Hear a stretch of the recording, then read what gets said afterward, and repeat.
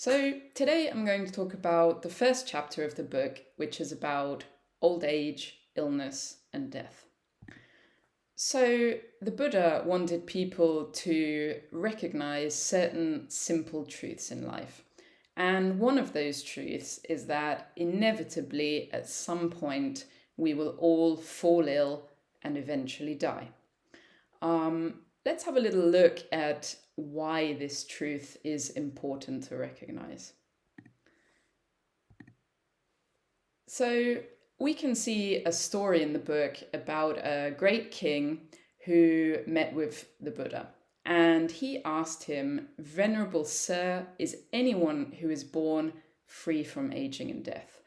To which the Buddha replied, "No one who is born is free from aging and death." He then goes on to say that even rich and wealthy people in society and affluent householders are also not free from aging and death. Even monks who are arahants, who live a holy life, eventually their body will also be subject to decomposition. And what about arahants? So you'll notice what's interesting here is that when he talks about arahants, he doesn't talk about illness and death. He talks about the discarding of the body. Why is that? So, an arahant is somebody who is very advanced along the path to enlightenment. And one of the core concepts of Buddhism is that there is no self. So, if you're a monk, an arahant that is very far along the path to enlightenment, you don't in fact have any notion of I or mine. So, therefore, the decay of the body is not really considered as the death of me or myself. So, that's why in this passage it's described in a slightly different way. But the principle remains that even monks on the path to enlightenment are still subject to illness and eventually death.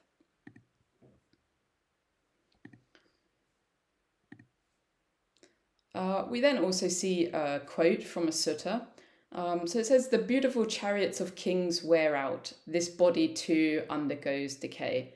So this is a nice metaphor.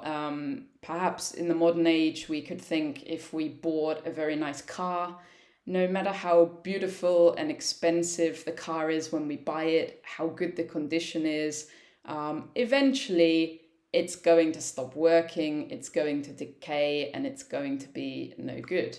Exactly like our bodies.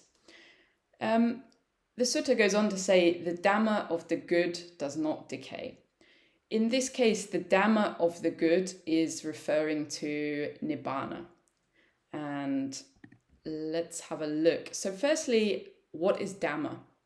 Dhamma is essentially the set of teachings from the Buddha that are designed to guide people along the path to enlightenment, so to end suffering and reach Nibbana.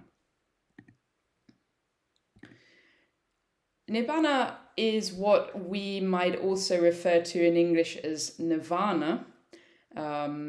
And this is actually a complete liberation from the cycle of rebirth and death. So it's the path to enlightenment. So going back to this verse, so even if your body decays, the path to enlightenment does not decay.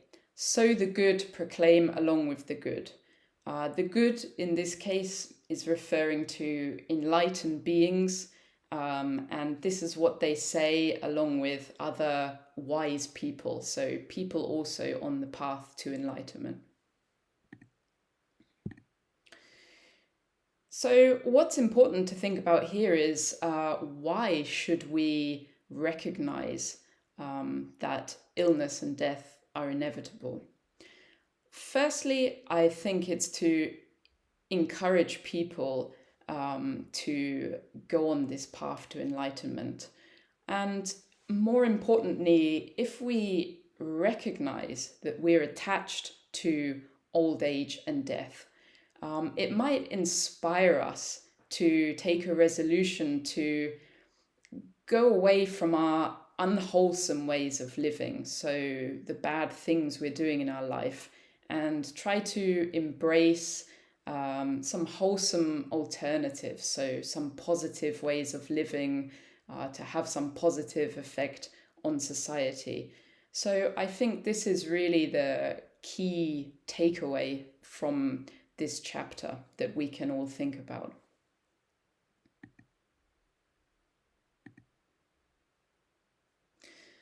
Some things to discuss whilst reading this chapter. Firstly, I think we should all think about ourselves. Do we fear aging and death? Personally, it's something I find a little bit hard to think about. I don't think most people are ready to really acknowledge that one day they're going to die. Do I think it's important to think about that? I think definitely. If you think about the fact you're going to die, you recognize how precious life is, you recognize how short it is. And shouldn't we really then use this short time on earth to do something good in the world?